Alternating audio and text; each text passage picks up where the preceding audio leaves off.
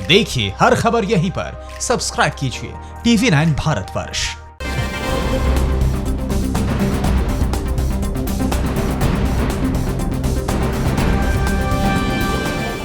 देश में कोरोना की रफ्तार दिनों दिन बढ़ती जा रही है। कोरोना से संक्रमितों की तादाद देश में 5 लाख के पार पहुंच गई है।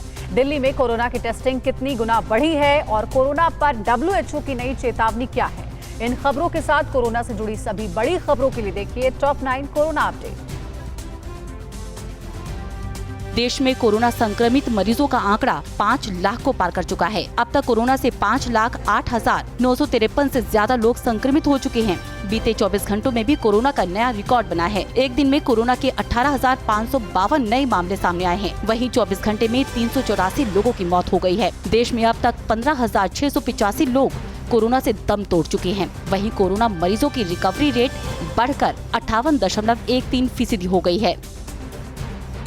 मध्य प्रदेश में पिछले 24 घंटों में कोरोना के 203 नए मामले सामने आए हैं, जिनमें 4 लोगों की मौत हो गई है। MP में अब तक कोरोना की 12,798 मामले सामने आ चुके हैं, जिनमें 546 लोगों की मौत हो चुकी है।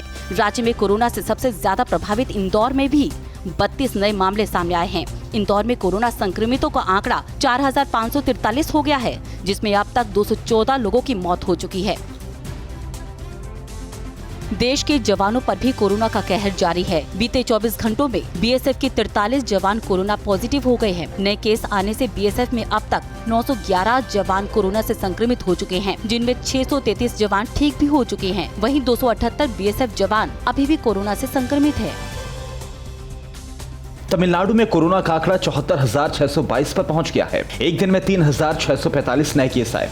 अकेले चेन्नई में 49,690 केस हो गए हैं। एक दिन में तमिलनाडु में 46 मौतें हुई हैं। इस तरह से यहां पर मरने वालों का आंकड़ा 957 पर पहुंच गया है। तमिलनाडु में 32,308 एक्टिव केस हैं। तेलंगाना में एक दिन में 985 नए केस सामने आए। इस तरह से तेलंगाना में 12,349 मरीज हो गए हैं। एक दिन में 7 की मौत हुई है। इस तरह तेलंगाना में मरने वालों का आंकड़ा 237 पर पहुंच गया है। आंध्र प्रदेश में कोरोना का आंकड़ा 11,489 पर पहुंच गया है, जबकि आंध्र प्रदेश में अभी तक 146 मौत हो गई है। जबकि कर्नाटक में 11,005 केस हैं और 180 लोगों ने अपनी जान गंवाई है। गुजरात में कोरोना संक्रमण के मामले काफी तेजी के साथ बढ़ रहे हैं। गुजरात में एक दिन में 580 केस मिले। इस तरह से गुजरात में अब कोरोना के कुल 30,158 मरीज हो गए हैं, जबकि 1,772 मरीज अपनी जान गंवा चुके हैं। गंभीर हालत को देखते हुए स्वास्थ्य मंत्रालय के संयुक्त सचिव लव अग्रवाल के नेतृत्व में केंद्र की टीम ने अहमदाबाद के दरियापुर एरिया का जायजा लिया और उसके बाद मुख्यमंत्री विजय रूपाणी के साथ बैठक करके सिविल अस्पताल की स्थिति के बारे में विचार विमर्श किया। अकेले अहमदाबाद में 20,000 से ज्यादा केस हैं।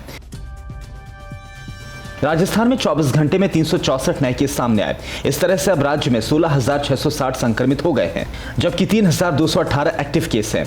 जयपुर में 3,206, जोधपुर में 2,605, भरतपुर में 1,480 और पाली में 1,065 पॉजिटिव केस हैं। जबकि राजस्थान में अभी तक इस बीमारी से 380 लोग जान गंवा चुके हैं।